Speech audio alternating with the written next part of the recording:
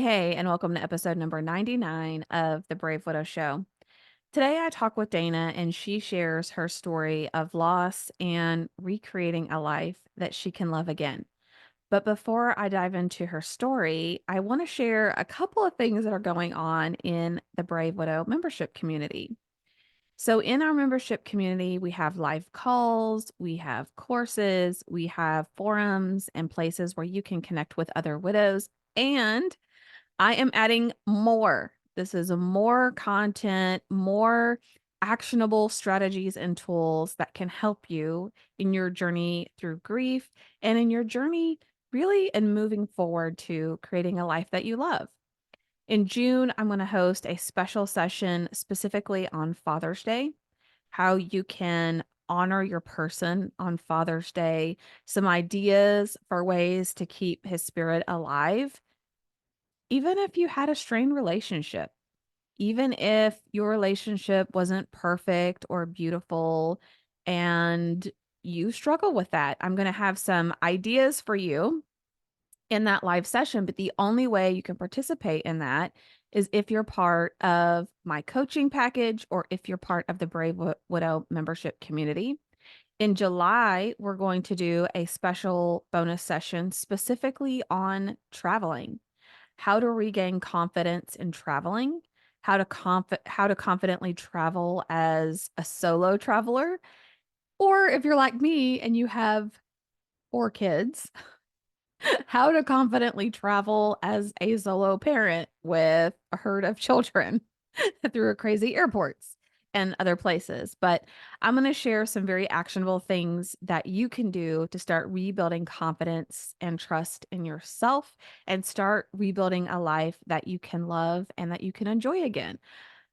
But again, you have to be part of the membership community to be able to participate in these calls and to be able to go back and watch the replay or to take the worksheets and start actually doing the work to make things happen. So, to join the membership community, go to bravewidow.com/join, JOIN, join the community today, and we will help you take the next steps you need to move forward.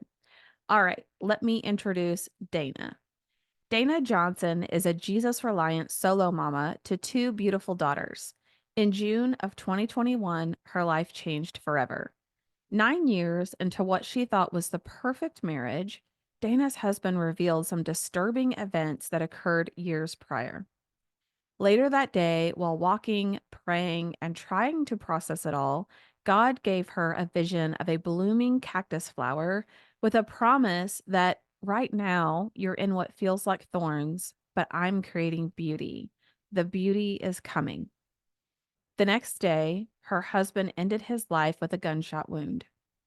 In a matter of 2 days, the beautiful life that she cherished was shattered in every way. Discover how her full reliance on God during that traumatic time changed her life. Hear her story of how, with God's miraculous provision, she bloomed through thorns and how she is now mentoring other solo mamas to embrace the healing and move forward into freedom. I love Dana's story and her beautiful spirit, and I know that you will too. Let's dive in. Welcome to the Brave Widow Show, where we help widows find hope, heal their heart, and dream again for the future. I'm your host, Emily Tanner. After losing my husband of 20 years, I didn't know how I could ever experience true joy and excitement again for the future. I eventually learned how to create a life I love, and I've made it my mission to help other widows do the same. Join me in the Brave Widow membership community and get started today.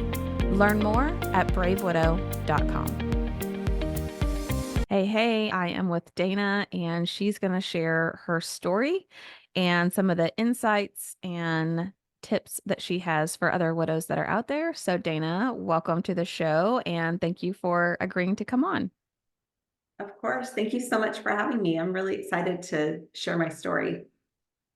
Yeah, I know our audience would love to know more about you, about your background, and then we can just dive into your story wherever you want to start. Okay, thanks. I know it sounds odd if somebody says I'm excited to share my story about being a widow, but I'll talk more about that in a minute. But my name's Dana. I am 49 years old and I'm a mom to two girls. I have a 23-year-old and an 11-year-old. And I homeschool, I manage my household, of course, and work from home. I telework full time and I have a business as well. So a lot of things happening.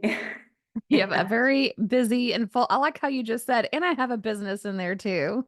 Yes. I know. Oh, awesome. So, okay, let's start diving into your story. Where would you like to start? I'll start with okay, I was married once before, so I have my 23-year-old daughter. Growing up, I remember, those days sitting on the porch waiting for my dad to get home from work, and when he got home, I would just hop on his lap, and that feeling of comfort and safety of a daughter with her daddy. And when I was a teenager, my dad decided to leave our family. And since then, for years, all I wanted was a whole family. I never ever wanted to get divorced. I always wanted to have that. I always sought out that feeling of safety and comfort and security that I remember feeling sitting on my daddy's lap as a child. And so I think the trauma of all that led me into the first bad relationships. I got married and he ended up being, abusive to himself, abusive to me. And it just was not a good situation. And all the while, all I really wanted was, I actually stood in that relationship a lot longer than I should have because I had made a promise that I will never get divorced Mm. and break up a family. But it ended up in divorce. And so my older daughter was years. I mean, we spent 8 years, just her and I. So I was used to being a single solo mama. And I had prayed and prayed for God to send me, the man of my dreams, the love of my life. And finally, I met Mario, and that was in 2012. I was in my late 30s, and I felt like God just totally blessed me with this beautiful man. And we met, fell in love so fast, got married. We were engaged, married, moved across the state, and had a baby all within the first year and a half of knowing each other. Wow. That's Yeah, so amazing. it was a whirlwind, and it felt like one of those things that was just meant to be. And he gave me that feeling, I was searching for that feeling of safety and security and comfort. And we had this, beautiful family, our two daughters, and it was amazing for 9 years. And then some things started happening with his work. He was in law enforcement, and it's just a really stressful job anyway. But a situation happened at work that was causing a lot of stress, and it ended up in resulting in like an investigation, and another woman was involved. And apparently, throughout the time we were married, there was some dark secrets that he was keeping from me. And with this situation happening at work, he felt like those would all come out. And he started sharing these things with me um, that he had done. And obviously, I was devastated, but I said, we can make it through. I love you. I forgive you. Like, I'll forgive you, but then let's start the healing. Like, get it all out, and then we'll move forward. Um, the day that he shared these things with me, I was outside walking and just trying to process it all and praying, and I saw this flower blooming out of a cactus in our neighborhood. And God, it was like a vision that God gave me. He said, "You feel like you're in the thorns. That's where you are. You're in the thorns right now, but there's beauty coming. I'm developing this beautiful flower that's going to bloom. So hang in there. It's so like it's coming. It's okay." It was just so reassuring for me. And I thought, okay, God's gonna, as long as we stick in there, rely on God, everything's gonna be okay. He's creating beauty from this. And obviously, I thought he was talking about, God was sharing that my marriage would be saved and all this. The next day, well, I got home and I shared this with my husband and I said, you know, it's going to be okay. God gave me a vision. He was just really distressed in this time. He wasn't talking very clearly or thinking very clearly, but I was sharing this with him. It was late at night, and I said, find search on Google and find the prettiest picture of a cactus flower that you can find. And he pulled up this beautiful picture of a cactus flower. And I said, just save that and this is what we'll focus on as we move forward and try to heal. And the next day he took his life. Mm. So obviously it's like, okay, God, this is not what I was expecting at all. And, how there's, of course, moments of how can you create beauty with this? Like, seriously, what is Yeah. happening? And I'm curious because for a lot of people, they tend to go one of two ways, which is closer to God and faith, or even if it's this very conflicted feeling, or like, God, how could you do this to me? You just told me things were going to get better.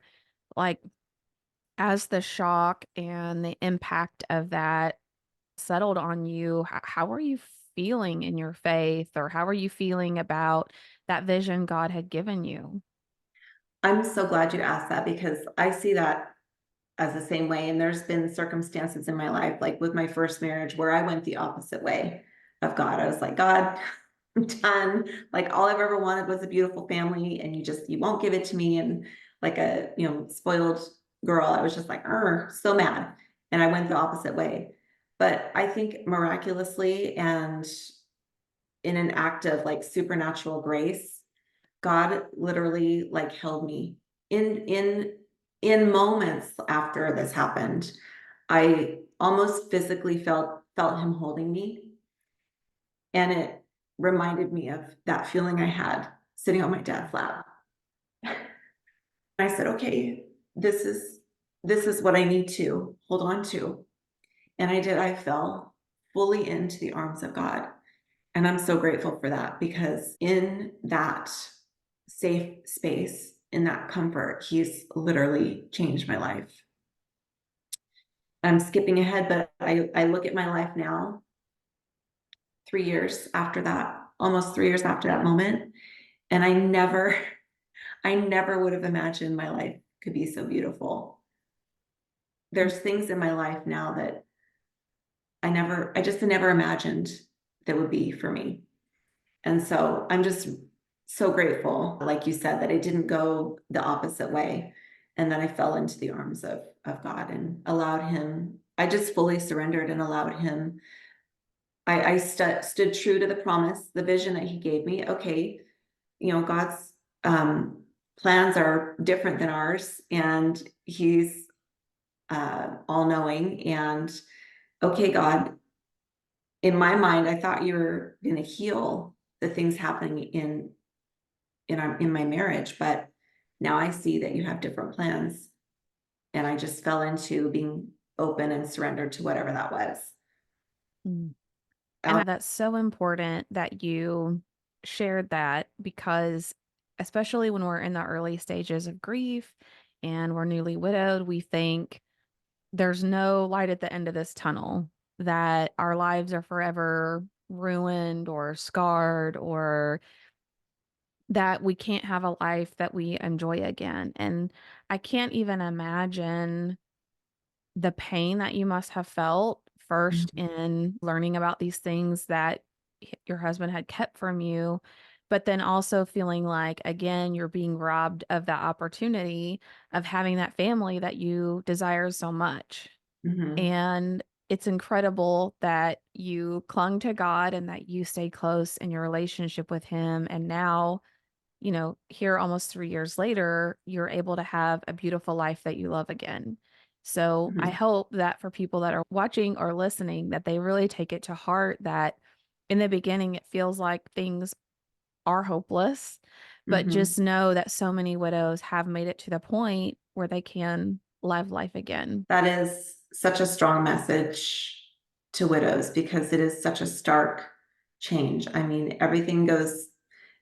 I know some people have some inclination that their partner is going to pass away. But for a lot of us, there's accidents and things that happen, and it happens suddenly. So one day you're going along, everything's beautiful, and the next day, boom, like it feels like half of your life is just torn away. But it gets better. And I would encourage people who've lost a loved one in this manner or otherwise to focus on what is possible. I know it sounds like counterintuitive, but I think it's so important because there is life after loss. It sounds a little cliche, right? But especially if you believe in God, to Yeah. imagine that He, it reminds me of that scripture in Psalms where, you formed me in my mother's womb, fearfully and wonderfully created. He knew my whole path and the what's to come. And I just feel like, how could it not have beautiful parts? Of course, there's going to be very painful parts too. But I think as widows, like our tendency is to get sucked into this like vacuum of grief and just feeling so sorry and lost for the memories and the hope that we and the visions that we had for the future with that person when there's just so much waiting for us. Yeah. So take us to, those moments where your husband took his life and you're in that aftermath. Mhm. And there's probably a flurry of activity of things that happen shortly after. Maybe you're just going through the motions. Maybe it takes a while for the shock to wear off, but what were those next few days or weeks like for you and your two two children? Yeah, my oldest daughter she was away. She did a volunteer project, so she was not living with us, and she actually hasn't lived with us since. So it was just me and my younger daughter. She was 8 at the time. The very next day, we had already planned and paid for a family vacation to come to Southern California. We were living in Northern California, and this all took place in our house, in the garage. And to the shock and dismay of my in-laws, I said, we're still going to Southern California. Because the trip that we're taking was for my dad's surprise 70th birthday party. So my older daughter was flying in, my mom, everybody, my whole support system was flying to Southern California. Obviously, my dad's birthday ended up not being a surprise because it kind of changed focus a little bit. We did obviously still celebrate him, but that was, I was in a bubble, literally in a shock bubble. But I just kept moving forward. I remember having a friend come over and help me pack because I couldn't even, pack to leave to Southern California because I couldn't even think. I couldn't do anything. And she was like going through the house with me as I'm like walking around like a zombie, wanting to get out of there. She's like, grab your toothbrush, grab Ava's toothbrush. Okay. So we went on the trip, and it was beautiful how the timeline of everything happened because all the people, like I said, that were there were all the people that I needed in those moments. Mhm. Um, and then I made the decision to move to Southern California. I was going to move out of that house anyway. There was no way I was still going to be able to live in that house. So I returned from our little trip to Southern California, put the house for sale. He passed away in June. By the end of August, I was in Southern California with a new home. Wow. I was not messing around. I'm like the type of person to like make stuff happen anyway. I'm like um faith without works is dead. So I'm like the one who I'll have faith, but I'll just keep moving forward, even if I know I have no idea what's happening. So it was, but I could see in all of these steps that I was taking that God was there. Like moving to Southern California, I thought, not we, all the decisions were mine. I thought, let me rent an apartment and save up for a year, because handling all the finances and everything that comes along with losing your husband, there's a lot to manage. And I had no idea how the finances were going to end up. Thank God I did have my job and was employed. And so I thought, well, let me rent an apartment. We got here, and this was in 2021 when all the housing market was crazy. So when I went down to Southern California, the housing market was crazy. And so I thought, well, it's probably better to rent anyway. So when I went looking for apartments, there was nothing to rent. And we finally found a 1 bedroom apartment in South Fontana, which is, not my ideal location. And it was $1,800 for this apartment, which was more than my mortgage was and more than my mortgage is now. And we got everything moved down. The house was still on the market in Northern California. And we got into that apartment, and a week after we moved in, there was like this domestic violence situation right next door to the window where Ava and I were sleeping. And when I woke up in the morning, I went outside. Their window that was like a few feet away from ours was smashed in, like Mm. shattered. And I said, I can't live like this. Like, there's no way. And so I ended up saying, okay, well, let me see if I can just get pre-approved for a house. Well, it turns out I got approved, and I could actually afford a house, and God was in the whole thing, because I was looking at houses everywhere. Well, the house we ended up getting, it turns out the owner heard about my story. He's the father-in-law of my realtor. And he said, if Dana wants this house, I won't even put it on the market. Just let me know.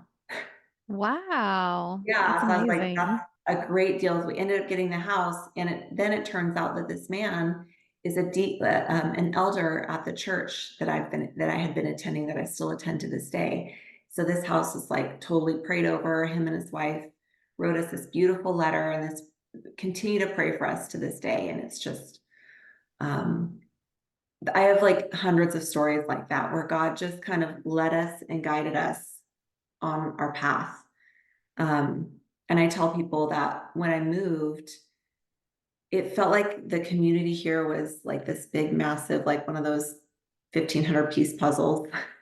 And there's one piece missing, and me and Ava were the piece, and we just like clicked right in, because Mhm. we got here, and the community opened up for us, and it's been beautiful. That So, is beautiful. I mean, in those moments, you asked about like the moments after. So yes, I was in this like shock and grief bubble. And honestly, I feel like I didn't come out of that for at least a year, maybe more. And I remember sitting in church one day, and it was like a year and a half after he had passed away. And the pastor was talking about grief. And I was sitting in the front row, and like the floodgates opened up, because he was talking about how people avoid feeling by stuffing their life with a ton of things, and they stay busy. And I thought, that's me. That's me. And I lost it. I entered a new level of grief that day. And I actually had to like stumble out of the sanctuary, because I was like almost scream crying. Do you have those moments where you just cry so hard you can't breathe? And so it's a process, right? Yeah, it is. And I just obviously you're a woman of action. And so it is easy to keep moving forward and to take action and to do all of these things. And one of the things that, I learned through the grief recovery method is that there are all types of things that we can engage in, like going to church or exercising or shopping or whatever.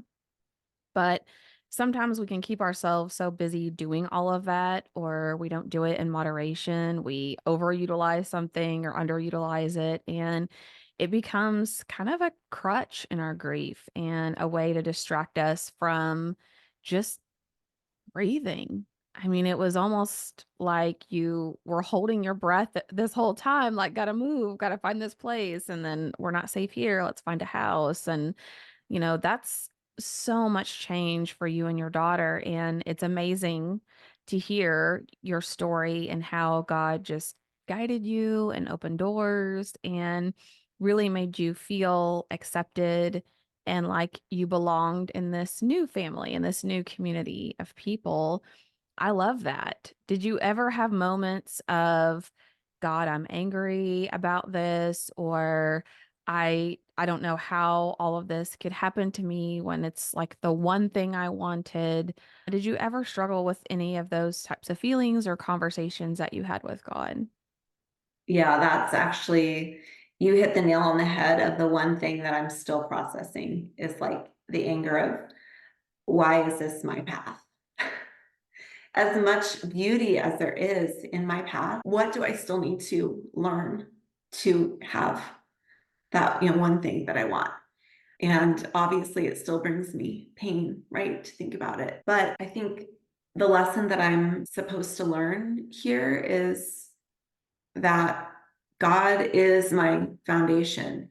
He's the one that can hold me and give me that feeling of safety, security, comfort.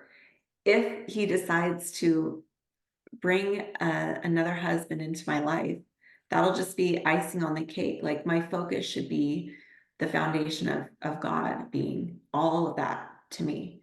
And he's shown himself to be my comforter, my provider, uh, all of those things that I have wanted.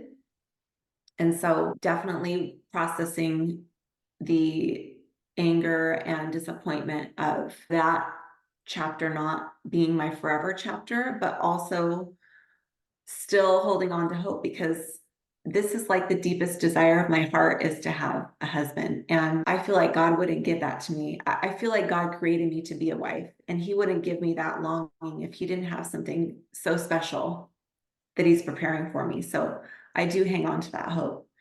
And it's that hope that keeps me going and helps me to kind of get through like those moments where I'm just like so angry. And it Mm. does bubble up. I mean, you have kids too, so I think it bubbles up sometimes for me when I think about raising, being a single mom a second time. And now like raising my second daughter in the same age frame as my first daughter, without, without a father. Yeah. And so those are the things that really I get upset, but I also have been through enough in my life to know that like God can bring beauty from this and He does have a purpose, no matter how painful the circumstances. Yes. Yeah. And there was a Bible study book that was really helpful for me. It's by Priscilla Shire called Elijah, Faith and Fire. Ooh, writing that down. Yes, and it's a good, 10-minute read and reflection, like a daily study. I think it's 6 or 7 weeks long, but it's a really good deep dive into Elijah's story. And how I think it really applies to us as widows is we find ourselves like in this in between, like in this in between stage. We feel really invisible. We feel unseen. We're like, hello, I'm here in this very weird spot. Like I want to move forward. I am moving forward, but there's so much unknown about my future. And I liked it better when I had plans and something that I was working towards. And it just really talks about like what God is doing and what we can focus on in this in between time. And Mm, that how in scripture it talks about that He, in a way, is hiding us away yeah. from things that are going on or from other people or keeping us in a point where we're not really visible to other people and what's going on there. And that just really helped me try to find peace about waiting in the desert and how long is this going to take and waiting in the wilderness, like all alone, feeling like you're alone. And Yeah. then being able to focus on creating a life that I really loved and that I could be at peace with saying, okay, if I don't have anyone else in my future, then I can still love my life and still work towards building that and live in surrender that I'm going to do my part, God, of putting myself out in the universe. I'm going to make trips to Home Depot. I'm going to go on dating apps. Like, I'm going to put myself out there, but I'm Yeah, not chasing anyone. So right. if there's someone you have for me, then I don't know what they're doing. They need to quit messing around, but I come I'm out chase after here. you. They can come find me. Yes. Yeah. Yes. Oh my gosh. I love that. And that's a great point. I'm definitely going to check out that Bible study.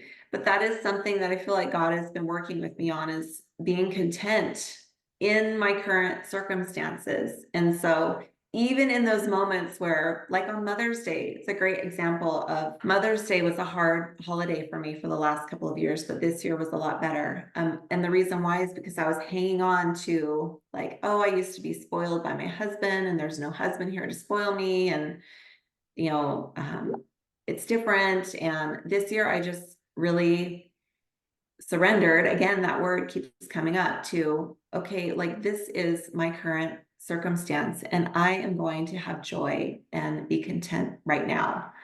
And I thoroughly enjoyed my daughters that day, and just appreciated and felt so grateful that God trusted me to be a mom. So just that change of perspective is so interesting how just a slight change of perspective can bring so much healing and joy. Yeah. But I've definitely been working on that. It's hard. It's hard when you love being a wife and you feel like that's so much of your identity. I just talked with one of my coaching clients last week, and she said, I realized that I idolized my husband and Mm, that he was just the center of my universe and he was everything. And now I don't even know who I am. I don't know, like, I don't want to make all these decisions. I want to be with somebody. And I realized that they had even become more important to me than God because I focused so much on that person. And so I think that's something that we as widows can struggle with mhm. is wanting to have that other person to do life with and really being consumed by that. And by practicing our contentment and practicing building a life we love, not only do we learn not to be almost dependent on someone else for that, but it makes us more attractive to maybe someone we are going to be with someday. Yeah, We're out doing things. We're trying new stuff. We're going new places. We have stories to tell about things that are going on. It's not just, oh, I sit at home and watch Netflix all day, every day, you right. know? So, yeah. It's like that, yeah, the grief vacuum. It's, as some people do, they get stuck in that, but I think that's so true. It's like it is, it's so important to be in community, to put yourself out there, like you said, and it's so helpful in the process of healing to just stop focusing just on you and like focus on what's out there and who can I help? Who can I serve in this time of waiting? How can I be, shine God's light even when I'm sitting here not fully feeling like fully redeemed to the wife that I want to be. I Yeah. can still put myself out there, and I agree. I think it is attractive to the right kind of man. Some men are really intimidated by that. Yeah, they are. But, I think the right person, a lot of people would be intimidated by me having 4 kids. But I think Yeah. it's just the right kind of person is, like you said, just that missing puzzle piece. Like they're just going to Mhm. fit right in and they're going to love everything, about you. Yeah. So I know you mentioned that you lost your husband. It's been almost exactly 3 years ago.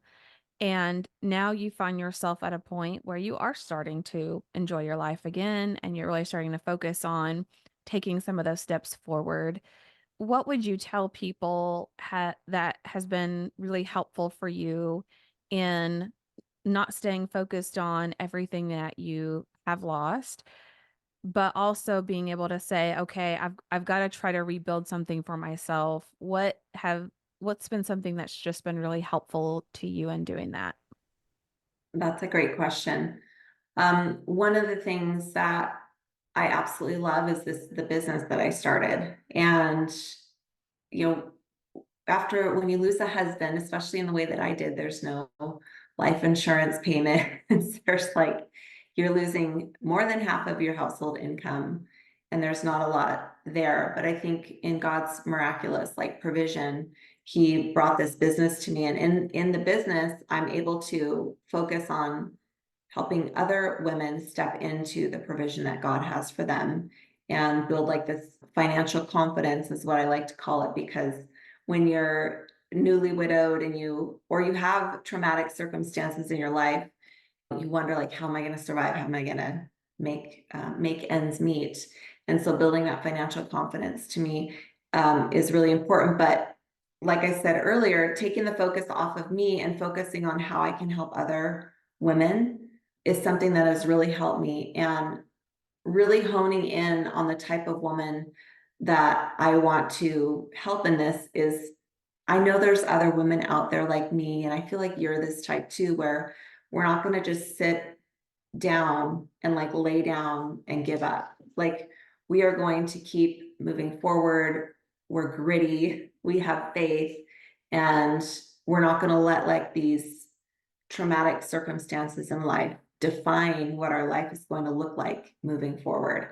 And so it's been amazing to attract those type of people into my life. And it's like this community, this added community. I talked about like my family and friends all being in Southern California, but now I've got this added beautiful community that we meet on Zoom meetings every day and every week, and hardly ever see each other in person, but we are lifting each other up and finding success, and it's just been such a blessing, and that's one of my favorite things.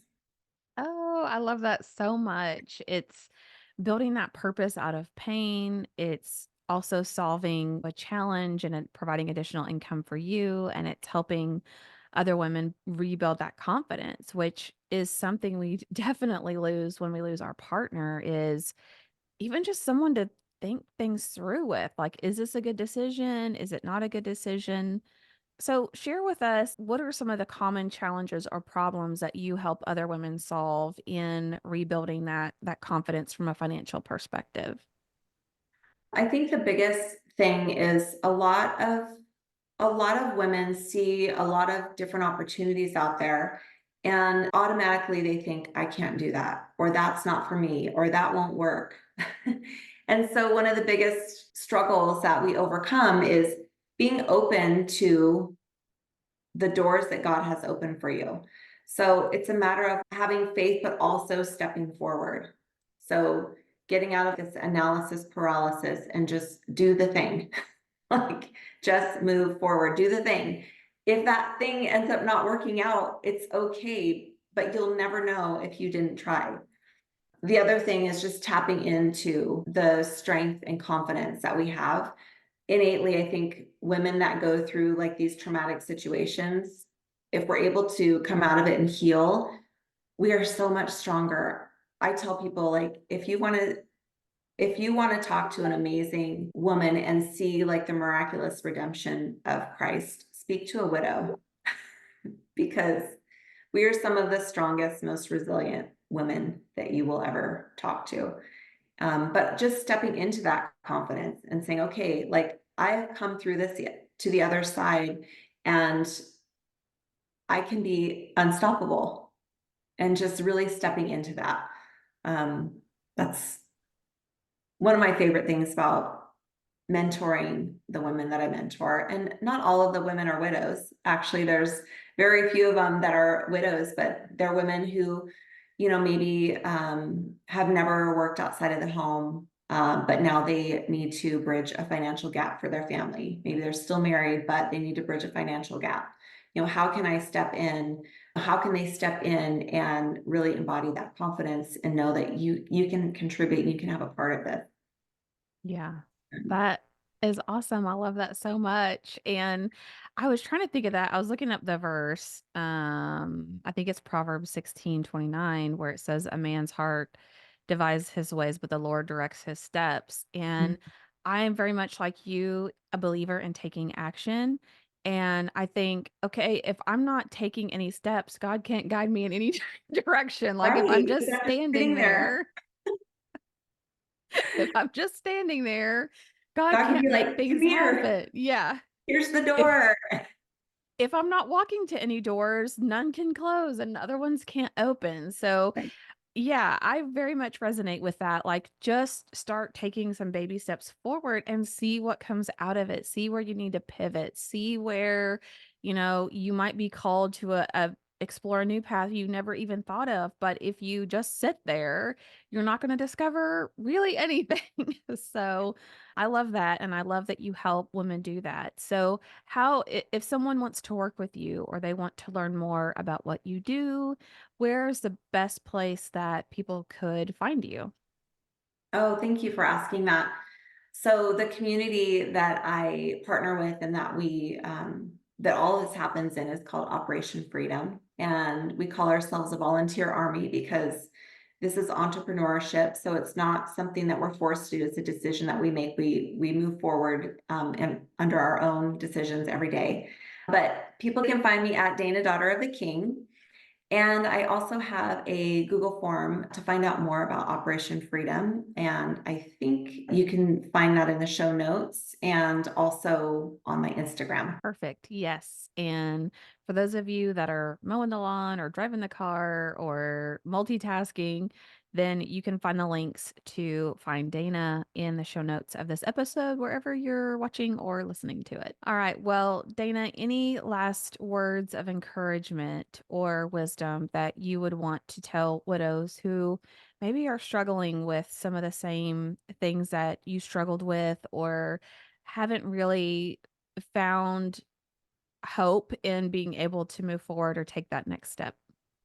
Yeah, I would say, first of all, there is hope available, but it's harder to grasp if you don't believe in Jesus or God.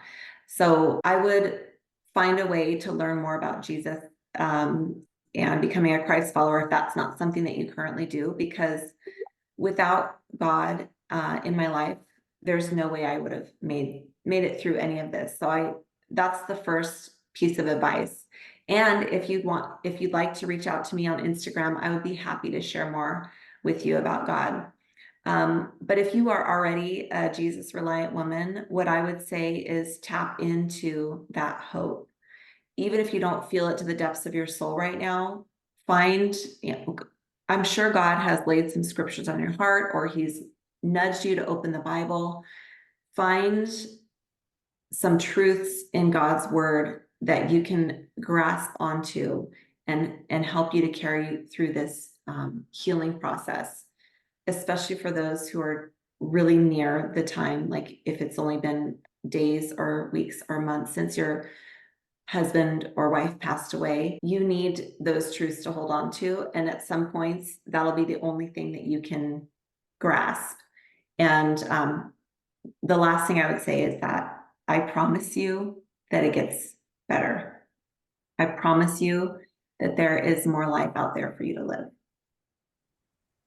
Thank you so much. I completely resonate with what you said. And I know there are some of you that are listening that you may wince a little bit hearing that. Maybe you have mixed feelings now about your relationship with God. Maybe you're angry, and that's okay. We can work through that. I've had very open conversations with God. I hate this. I don't like this. I don't understand this. This is not what I would have chosen. And I still know that ultimately you're a God in control. And for whatever reason, this has happened. And we've got to come to a point where I feel close to you again. And you can have those open and very real conversations. And there are several people out there, including Data and myself, that would be happy to help guide you in reconciling some of those mixed feelings and emotions that are very real. So, Dana, thank you again so much for coming on the show. I appreciate you giving your time. Thank you. This has been such a blessing to me, and I hope that our conversation blesses others out there. Thank you so much. Are you a widow who feels disconnected? Do you feel like you're stuck or even going backwards in your grief? Widowhood can be lonely and isolating, but it doesn't have to be. Join us in the Brave Widow membership community and connect. We teach widows how to find hope, heal their heart, and dream again for the future. Find your purpose and create a life you love today. Go to bravewidow.com to get started.